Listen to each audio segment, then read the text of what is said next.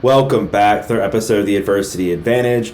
I'm your host, Doug Bopst, and today's guest is former MLB player Darryl Strawberry. Darryl played 17 years in the major leagues. He won 4 World Series and went to 8 All-Star games. But today we're going to have a much different conversation. We're going to talk about Darryl's incredible redemption story of hope, faith, and recovery.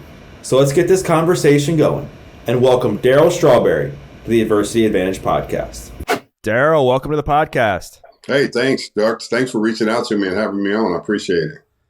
Yeah, I'm a big fan of yours. I remember as a kid watching you play baseball, and you were so good, man. And a lot of people that are listening to my show, they might be a little younger. They might not remember like your baseball playing days, but you were an 8-time All-Star. You won 3 World Series. You were an incredible player on the field, and unfortunately, like so many, you fell down the path of addiction, which like wreaked havoc on your playing career. So I guess like a good place to start is I know you started, dabbling into drugs like earlier in your career, like hard drugs. Like what was going through your mind when you first started to do it? Did you know that this was going to be something that was going to lead you into despair, or were you just having fun at this point? I think at the time I was just having fun, but I think most important thing to say is the fact that, I started early when I was young, 14 years old. I started smoking marijuana early and started drinking early. And I think the habit was there from the beginning. And I think it just increased more, as I went along into professional sports and became, popular. And I think a lot of times people don't know when all these things hover over your head, being a star, if I would have been playing somewhere else besides New York, it probably would have been different. It probably would have never been such great expectations and to be able to perform. Not that I didn't perform, and I did. But at the same time, I think I found a lifestyle that was completely different off the field than on the field. On the field, you put on a uniform, you know who you are. Off the field, a lot of times you don't know who you are because people are grabbing at you from left, right, behind you and want a piece of you. And a lot of times you fall into the reality of the hype and think, you're all that in a bag of chips. And I think you don't realize that one day it's going to catch up to you. And I didn't realize that one day it would catch up to me.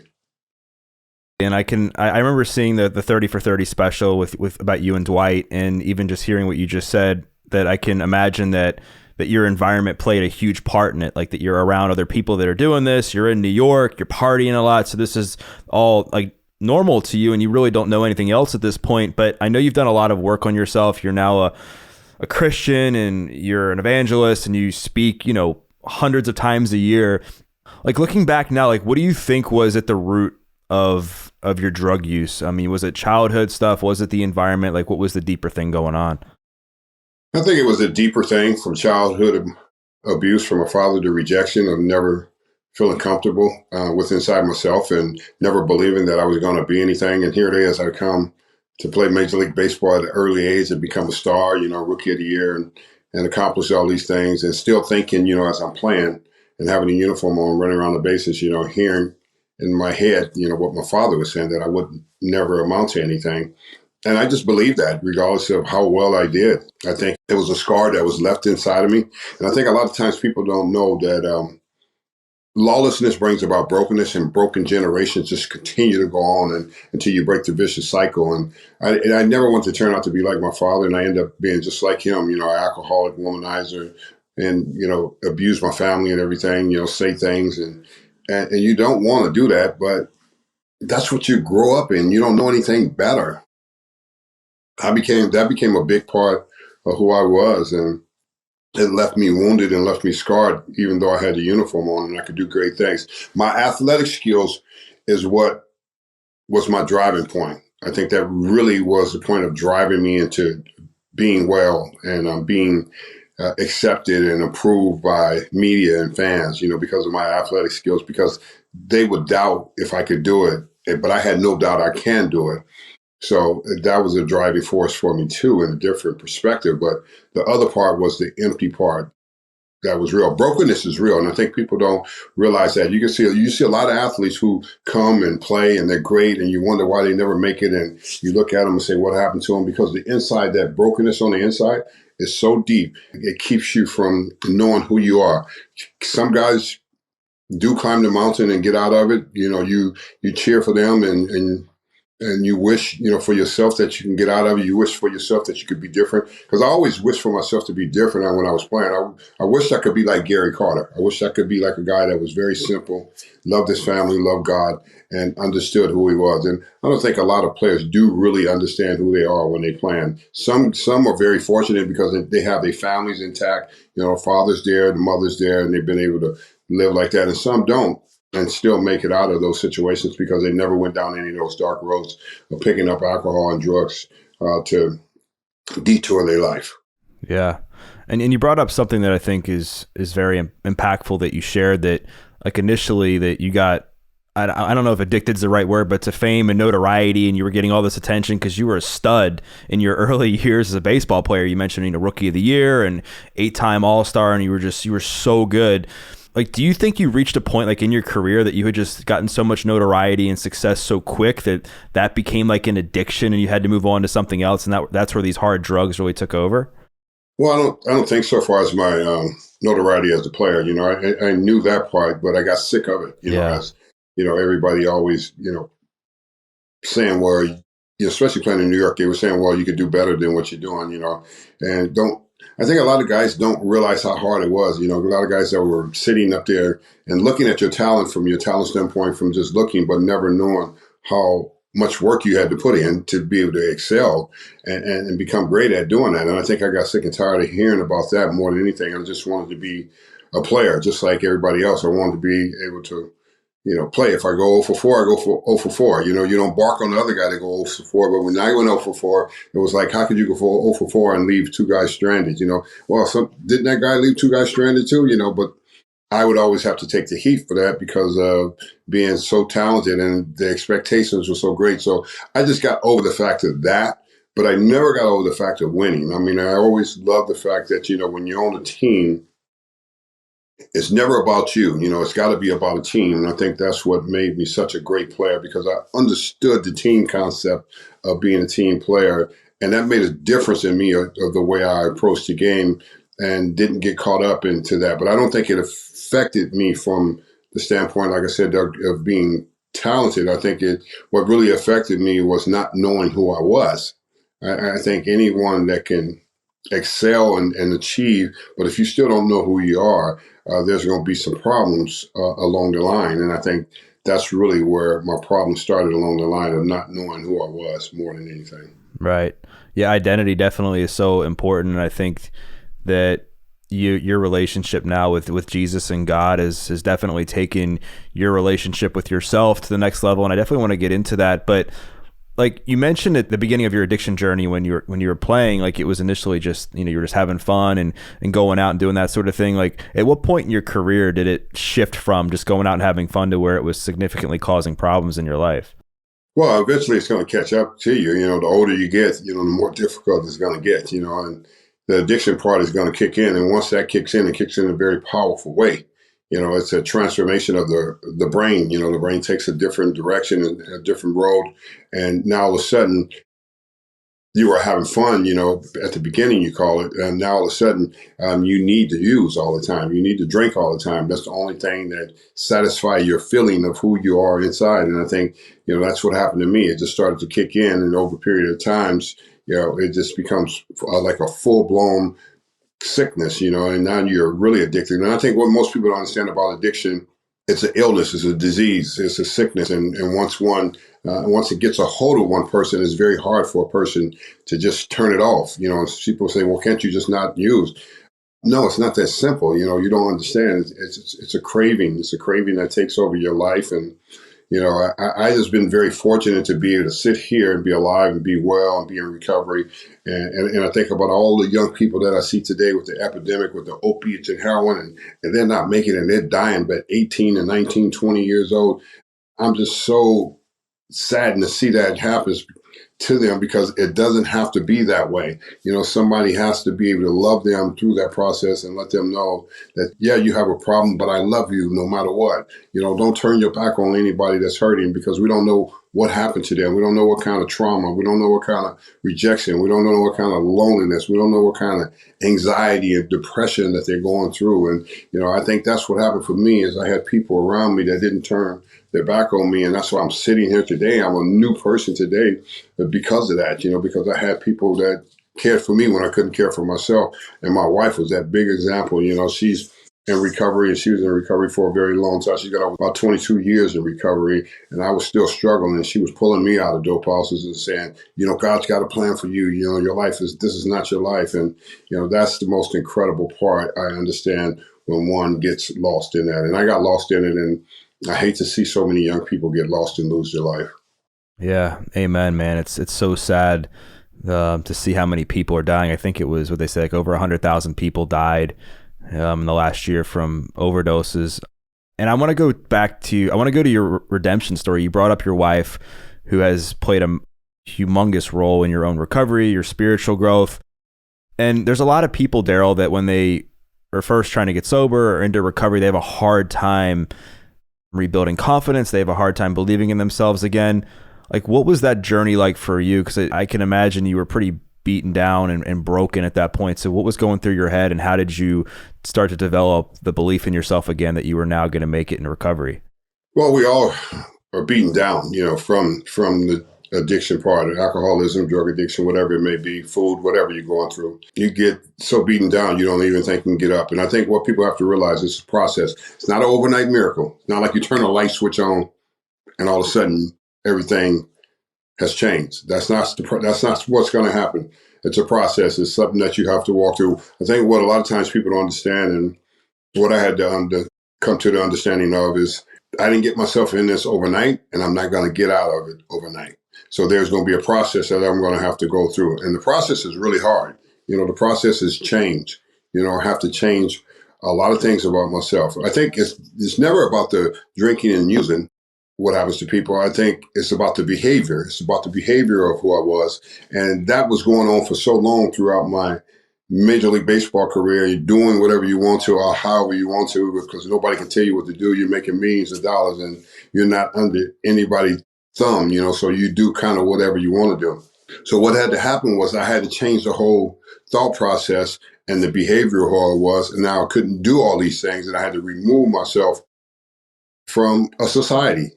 I think that's the big key that a lot of people don't understand about getting well. If I don't remove myself out of the society that I'm used to and I'm accustomed to, I'm going to stay stuck. I'm going to stay being the same person. So I had to remove myself from out of all that. It was a lonely process because I went into a different transition, and I went into a transition of becoming a whole different person. And I think that's what recovery is all about. And in any parts of any person's life is you have to go through this major transition. And it's a lonely transition because a lot of people don't want to be around you if you're not the same person. While you were fun when you were hanging out, but you're no fun and like this. So I went through that whole process of going in a different direction and being home and being away from people, being away from a lot of friends, a lot of guys I played baseball with. I just didn't hang out with anymore. Not that I didn't love them, but I just had to change who I was. And if I didn't change who I was, I wouldn't have never been able to get to the side that I'm at today. And I think that's the big difference in myself and the way I've seen things. If I don't change my behavior, I'm not going to change. Right. Yeah. I mean, you're so right, Darryl. I mean, it really comes down to behavior, changing your habits, changing your environment, and also knowing that it's going to be a journey. Like, I love the idea of one day at a time, because you're able to just focus on that day, that 24 hours, and just being so relentless, so meticulous and intentional about how you're spending that day to make sure that it's pushing you further into recovery and not like back into your old destructive patterns. Like, did you ever, like, early on in your recovery days, did you ever deal with any kind of regret where you would see the headlines of, how much talent that you had and how great you could have been, but addiction caught up with you? Did you ever deal with any kind of regret? No, I really didn't. I really never thought about that because, after I really took off the uniform for good, I realized that was over. Okay, now what's next? And I think that's what happens to so many guys, and even if they're not in addiction, they can't take the uniform off and they can't move forward. See, one thing we got to learn about life is short. It's not long lived. and nothing lasts forever, not even us. And I think when you realize that you still have a chance, you still have life in front of you. So make the best out of what you do have in front of you. And I think so many people never step into that. So I realized that once I took the uniform off, there would be no regrets. I had to go into a place of renewing myself. I'm not Darryl Strawberry, the baseball player anymore. When does Darryl Strawberry, the man, steps up? When does Doug, the man, steps up? And when we finally reach that place and understand that there's life after putting the uniform on, then who are you? And I remember my wife telling me that so clear. When are you going to take that uniform off? I thought to myself, like, she's right. When am I going to ever take that uniform off? You're not Darryl Strawberry, the baseball player anymore. You're still Darryl Strawberry, but you're not the great baseball player. None of that. That's over. When are you going to take the uniform off and take responsibility? And when are you going to do what God's called you to do? So I was really challenged, by her in such a way that I've never been challenged before. And you know what, Doug? That really pushed me into my destiny of who I was supposed to be and the reason why I was created. Because it's far greater than just being an athlete. You see a lot of great athletes, people in the fame and fortune, but outside of all of that, who are you at the end of the day? If you were stripped from all of that, then what would you be? And I think a lot of people don't know it's something greater on the other side, because God created us not just to play sports, not just to entertain people, but he created us to be able to help other people. See, I think every person has to understand that we all will fall short, and every last one of us will have a story to go back and help somebody else. But will we use our story to help somebody else, or will we sit around and be bitter and have a belly full of regrets? I don't have a belly full of regrets. I played ball and I did well.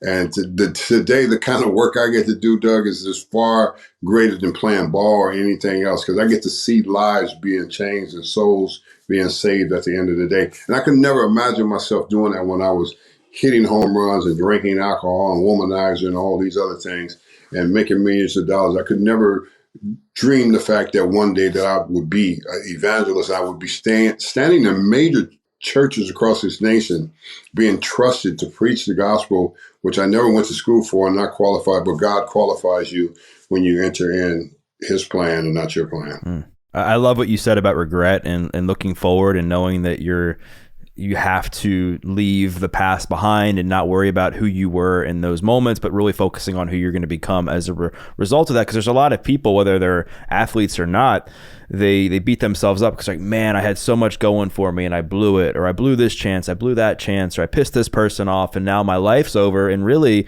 like, it's only over if you think it's over. But if you think that you can use the situation to turn it into something meaningful and help other people along the way, then you start to get more excited about where you're going. And I know for you and myself and many people, that's where faith comes in and plays a big part. So I know that your walk with God and becoming a Christian has been at the foundation of your transformation. What has that looked like, I guess, from the beginning to where you first started to re-believe in Jesus to where you are now?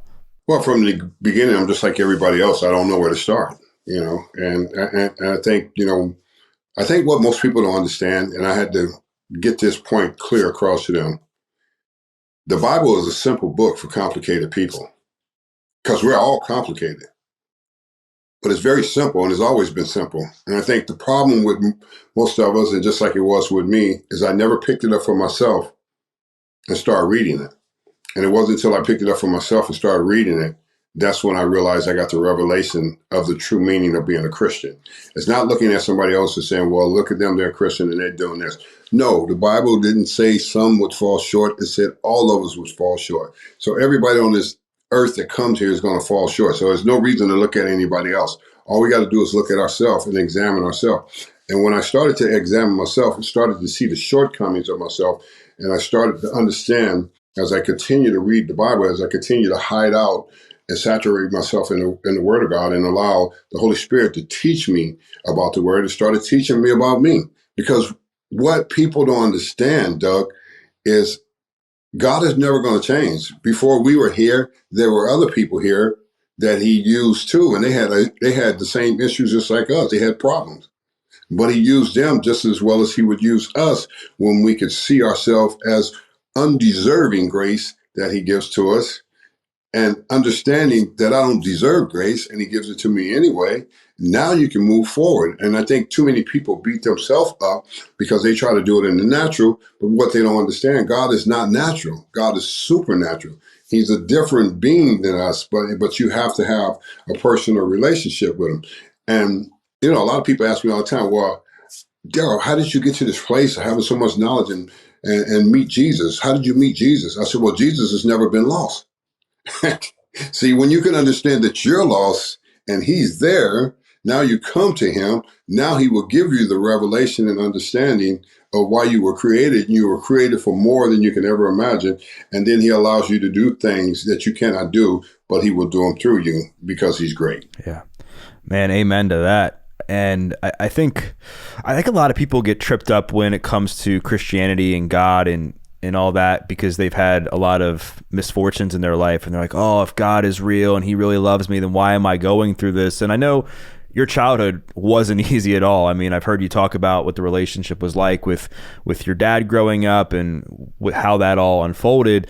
Like what do you tell people when they say to you, like when you talk to them about becoming a Christian and what your faith is like, and they're like, man, like if God is real, then why would this all be happening in my life? I think the point is they need to understand that God is real. We're the ones not real, because we won't come to the place of accepting the reality that we're sinners and we need a savior and we're broken people. See, that's the only reason why I'm different today, because I came to that reality that I'm a sinner. I need a savior. And he's the only one that can really he's the only one that can rescue, redeem me, and restore me. I can't rescue myself. I can't redeem myself and I can't restore myself. Christ is the only one that can do that. So I think that's the problem with most people. They focus on themselves instead of focusing on him. See, and when I turn my focus off of myself and I turn my focus on him, of how great he is, and realizing that Jesus has never sinned. All the rest of us will. So that will tell me that there's nothing wrong with God. It's wrong. What's wrong with me?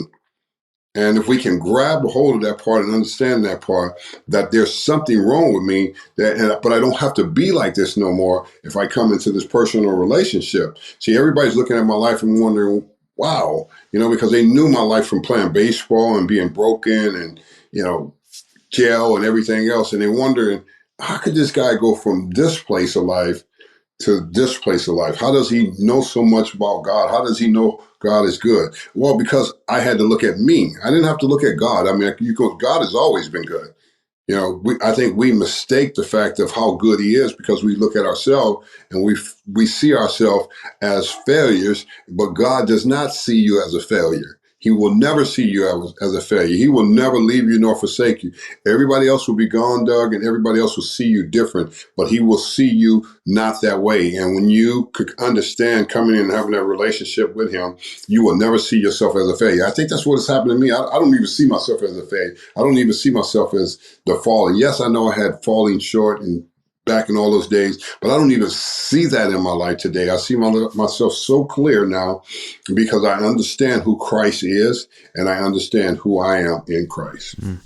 Wow. Yeah. I mean, I love how much you're so open about your faith and how you share the impact that it's had. And also that you're so real, Darryl, and you tell people like, listen, like God and Jesus, they didn't treat people this way. Like the fact is, like, humans treat humans this way, and unfortunate things do happen to us, and it sucks and it's hard. But if we continue to look at that situation and become a victim, like, it's not going to change anything. It's only going to make our lives worse because we're not going to be able to move out of that. And you mentioned that you didn't see anything that you've done is failing in your past. Like, what was that? Was there a moment, like, can you remember that moment in your journey where you're like, man, like, I got this, like everything kind of happened for me and God was looking out for me, or did it just naturally happen over time?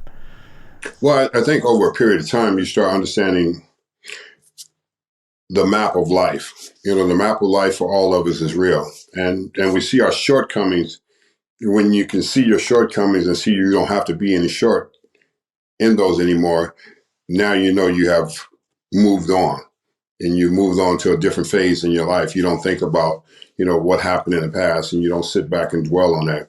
I think the problem in this country and this nation is too many people dwell on the past instead of the future that God has for him. Little did I know that my past to who I was in playing baseball and achieving all those things, that my future would be greater than that. People don't get it. They're looking at well, you were great playing ball and you had it all, but I know I didn't have it all. I was all screwed up. I had a bunch of stuff, but now I have it all. I have the real life, and, the real peace, the real joy. I'm not a victim. I'm an overcomer by the blood of the Lamb. See, I could sit here and say I'm a victim of society and what happened to me and what people did to me. And if I could have, should have, no, I am what I'm supposed to be because I win. See, you win on this side. And I think a lot of people will never come to the place of receiving the side because they don't know what's on this other side with God.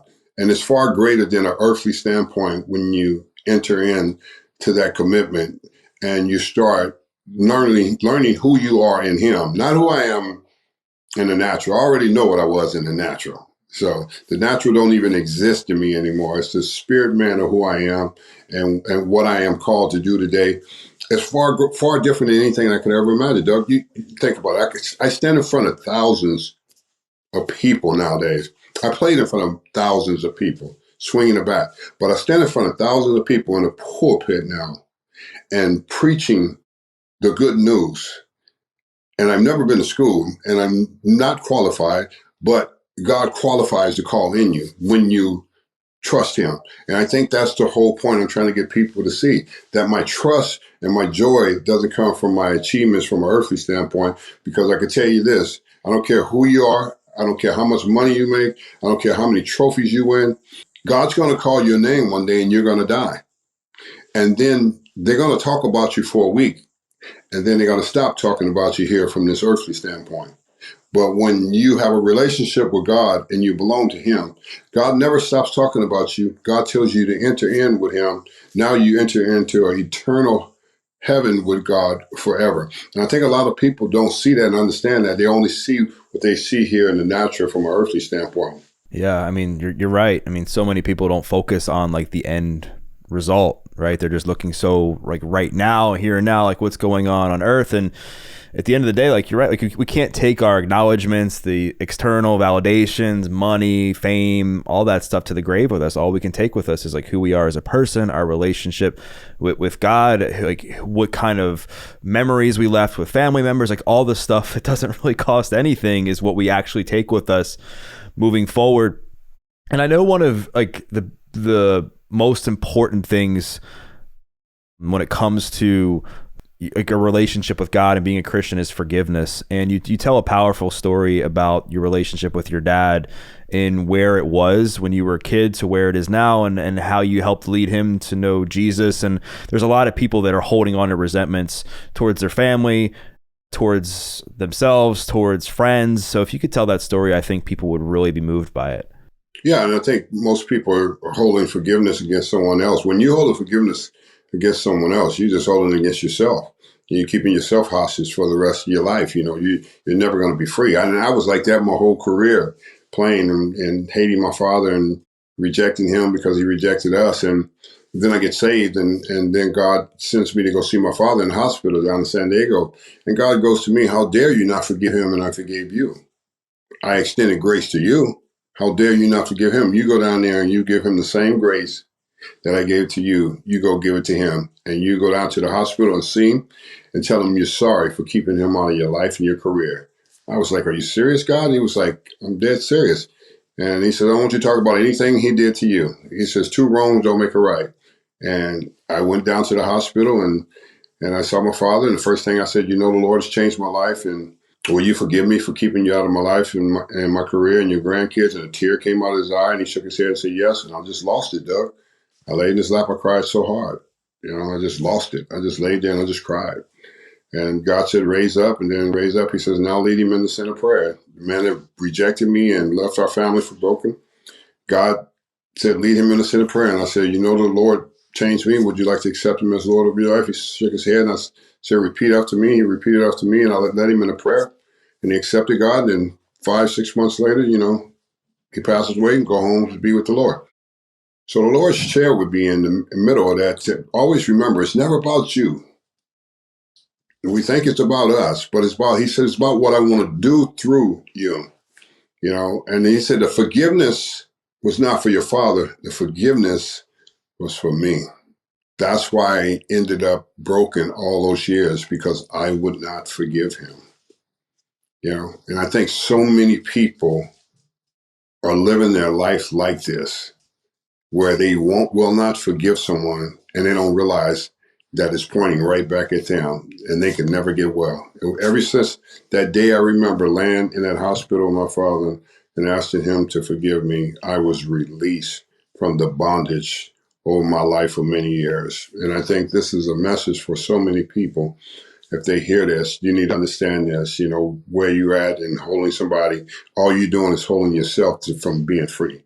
God wants to free you, but you can't get free. See, we can't get free if we're holding somebody else for something that they did. Yeah, they did it to us. Yeah, he did it to us. But, like he said, two wrongs don't make a right. And how dare you not give him the extended hand of grace, and I gave it to you. Wow, that's really beautiful, Darryl, and thank you so much for sharing that. I remember hearing that, and it brought a tear to my eye, because I've had my own struggles with my own parents, and it's taken me some time, and I've had to do a lot of work on forgiving them and letting go of resentment. But once I did that and I let go and I forgave them, you feel this weight come off your shoulders, because you don't realize how much it's weighing you down. I mean, you really don't until it's gone. You're like, wow, I cannot believe how much this was impacting me. Yeah, it impacts your life, man. It carries your life, because it stays with you, because it's a tie that's connected to you. And a lot of people say, "Well, no, it doesn't bother me." Yes, it does. Because if it didn't bother you, why didn't you go back and extend the grace and the forgiveness? And that's what I used to say to myself. It didn't bother me. Yes, it did. And when I did exactly what God showed me how to do, I tell you, I was free immediately, and I had never been the same. And my life just soared. It just took off. It took off in such a different direction, because I never had this heaviness over me ever again. I think a lot of times we carry this heaviness with us about what happened and what they did to us and how it's been done, and then we go off and do the same thing. And it was not only my father. I had to go back and make amends to my first wife and my second wife, and I had to make amends to 6 kids. Not being a good father, not being a good husband. Yeah, I did it all. I went back and cleaned it all up. So, when I die, at least I know I die free inside. I don't die with a bunch of heaviness over my life, because I know I hurt people. And when you do that and you go back and you make the amends and say you're sorry, now you have cleaned your house up.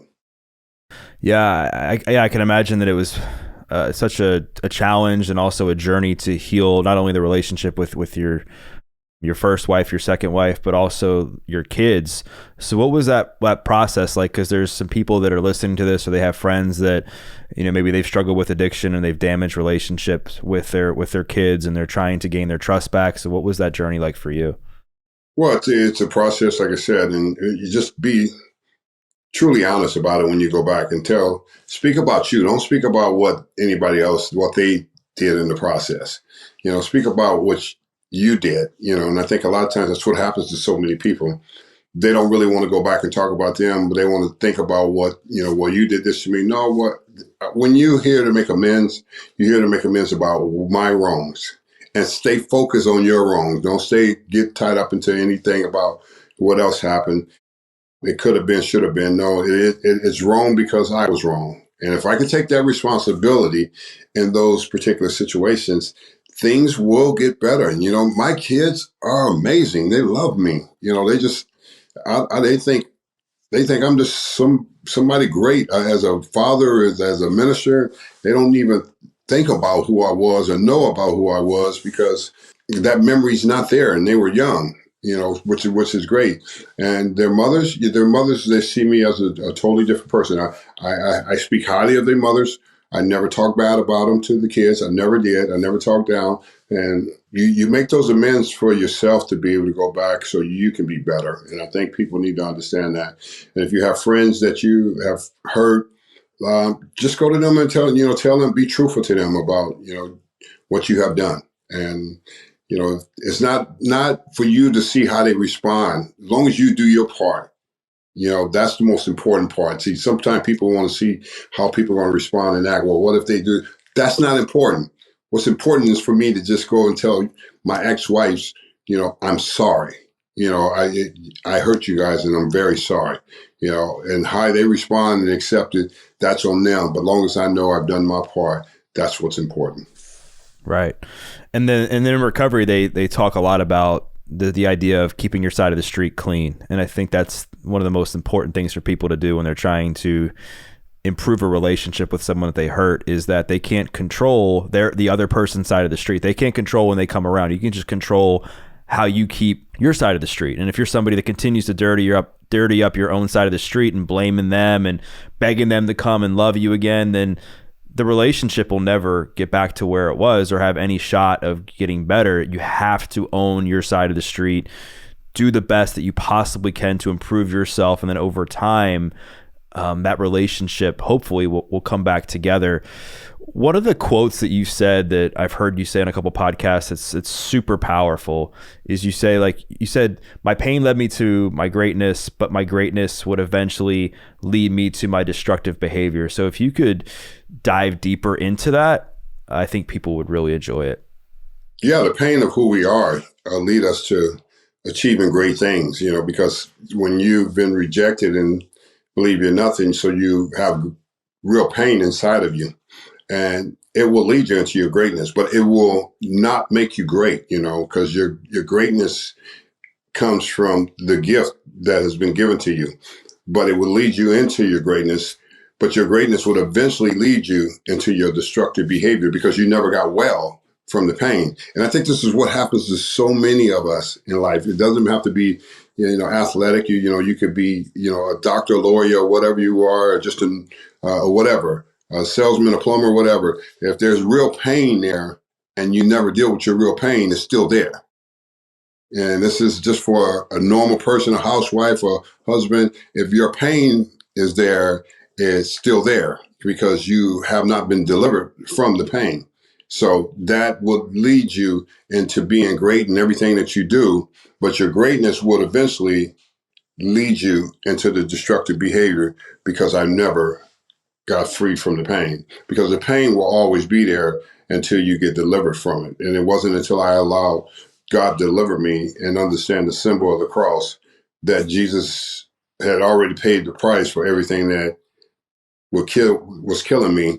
He's already paid the price for that to be delivered from me. So, there's a lot of things that kill us and we don't know why, because we never got free from them. So I just think that was the important part of what I used to always talk about, and I still do to this day, of the pain, the pain of who we are. I'm not in pain anymore. And for a long time, when I had a uniform on, I was winning, hitting championships, high-fiving, and I was still in pain because I was drinking and drugging to drown that pain of what I was feeling. And it wasn't until I got delivered from that pain, that set me free and led me into my destiny for being free.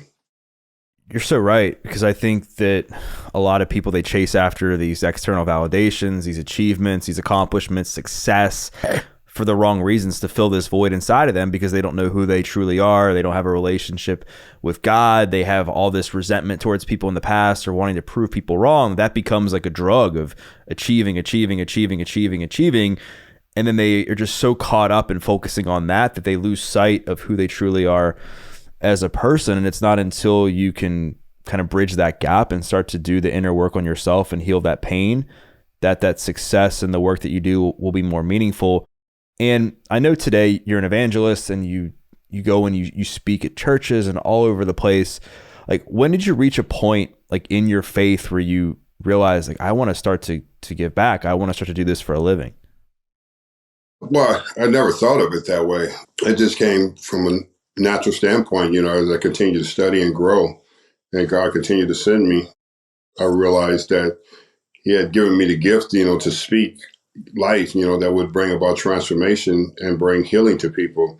And once I saw that that's what it was really all about, it's never about being. And, I don't think, so many people get caught up and consumed with themselves, being ministers and sound good. It's not about you sounding good. It's about the anointing and the power, of God coming out of you that's touching somebody else's life and somebody else is getting healed. And that's the joy of it. That's the reason for traveling. That's the reason for going, because I know God is sending me to set somebody else free.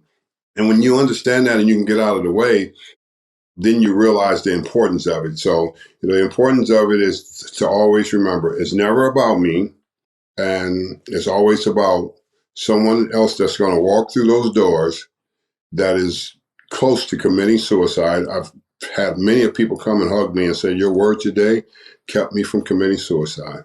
And, that's it right there. That's the reason I'm there. I'm not the reason there, because Darryl Strawberry's great or he did anything great. I'm there because old broken me found the symbol of the cross and submitted myself to Christ. And he healed me from the outside of what I look like to the inside of who we all supposed to be, because that's where the real healing process takes place, when we allow it to take place on the inside and not the outside. And then we can walk, then we truly walk a victorious life. Not one we just have to talk about. We walk it every day. We live it every day because it's there.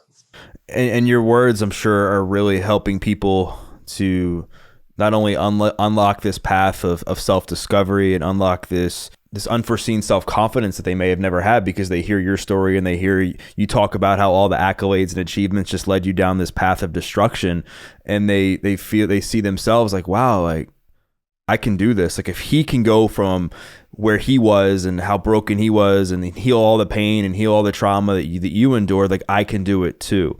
But there's a lot of people that are still stuck in that cycle of addiction, Darryl, that just have no way. They feel they have no way out. They're stuck in fear. They're stuck in this idea that they're going to be an addict forever. Like what do you say to somebody who just is so caught up in the cycle of addiction they fear they have no way out? First, I tell them, you're not that important. So stop being stuck on yourself. That's the problem right there. We get stuck on ourselves. When you're in addiction, you're stuck on stupid and you're stuck on yourself. That's just the bottom line of it. Yeah, it's powerful and controlling, but yeah, we're selfish, we're self-centered, we manipulate, we have every idea, wrong idea why I should use, because, the house, because of this, because of that, when do you because of this stops, that's the part that we have to stop, and we have to stop sitting there and blaming everything so we can, get our fix. And that's what I want to encourage people about. I was that same person because of this, because of that. This happened to me, that happened to me. Well, guess what? Things won't happen to me if I change my behavior and if I suit up and show up and I become the person that God created me to be. You don't have to always be like that. See, you want to stay like that. See, me, when I was in the midst of my addiction, I wanted to stay like that. It wasn't until I was ready not to be that person anymore, then I didn't have to be that person anymore. And you don't have to be that person when you get ready that you don't want to have to be that person anymore, because there's something great inside of you. God never reversed the greatness that's on the inside of you, and he will use it for his good, for you to help somebody else, and you'll be able to tell them your story and what you've been through. Boom, man, that was powerful. I love how you said that, because you're right. When we're caught in the cycle of addiction, when we're in that mindset, we think it's what's all about us, and we're so selfish, and our ego's in the way, when we're very self-centered, and we feel that we're going to be this way forever. Because honestly, it's easier to stay stuck in that mindset, right? Because we don't have to change. We don't have to take responsibility. We don't have to change our behaviors. We can just sit right there and we can blame everybody else for our problems. We can blame our addiction, and we can blame everything but ourselves for why our life is falling apart. So you've accomplished so much in your life, personally, professionally, spiritually, as a man, as a father, as a husband. Like, what's next for you? Like, I know right now your big focus has been being an evangelist and speaking all over the country, but where do you see yourself going from here? What's next for me is going home to be with the Lord. Yeah, that's the next great step. This here, from an earthly standpoint, is meaningless to me. I've already done it. I've already seen it. I've already achieved from an earthly standpoint that couldn't satisfy me the way the spiritual side that satisfied me. So to know the next step, after I'm done with the work here, is to go home. That's an exciting time. I'm never going to deny that. Some people always say, well, I'm just not ready for it. No one's ready for it. You don't know when God's going to call your name, but he's going to call it. So at least be excited about the fact that when he does call it, you have done the work that he has wanted you to do. Don't leave your work undone here, because people are dying at a high speed right now. And they're not understanding why, none of us understand why, but it's happening. So obviously God is showing you that you will not stay here. So if you can prepare yourself for that, you're not staying here and the coming of the Lord or your day is going to be called. Then what are you going to do in the in between? There's an in between of what we're doing right now.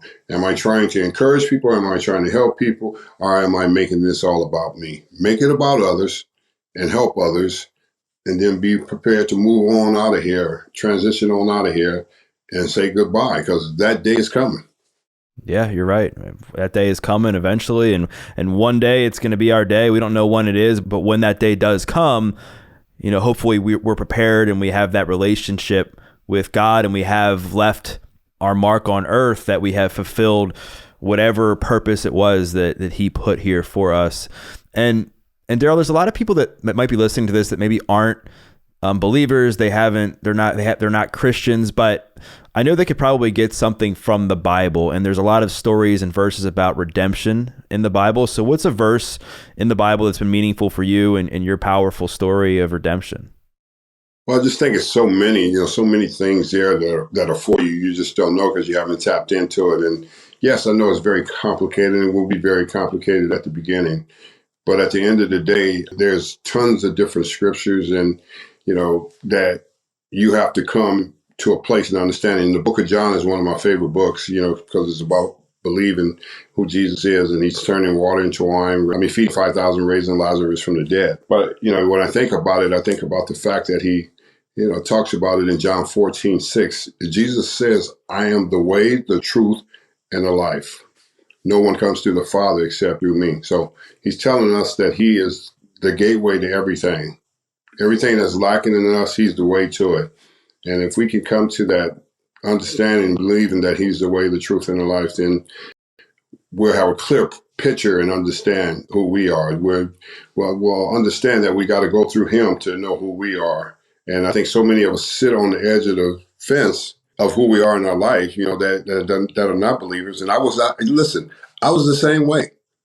I was the same way before I became a believer. I was thinking about all these other things that I was and I did and how I screwed it up. But now I don't think that way because I'm a believer of the book. And, the book's been here forever and the book teaches you who you are. So if I can encourage you to, pick up the book and really read it for yourself, you'll learn who you are because it gives you the revelation about why you were created.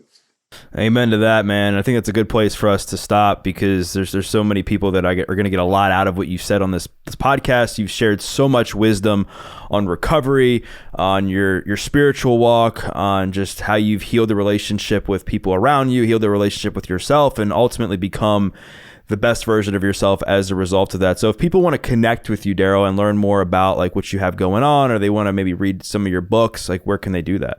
Well, you can always go to our website, findingyourway.com, one word, findingyourway.com. That's our website, and I'm on social media, Instagram, Darryl Strawberry 18, and Facebook, Darryl Strawberry. Darryl Straw and Darryl Strawberry. Well, I'll make sure to include your info in the show notes for people to check you out, and wanted to thank you once again for coming on. And for those listening, what I'd like you to do, like I try to invite you to do in every episode, to share a takeaway. Maybe it was something that Darryl said about his addiction story when he was playing. Maybe it was something that he said about his recovery journey. Maybe it was something that he said about how he forgave his dad. Just whatever it was, tag Darryl, tag myself, because we'd love to hear your feedback. And we once again thank you for listening to this episode of The Adversity Advantage. I'm your host, Doug Bopst, and we'll see you next time.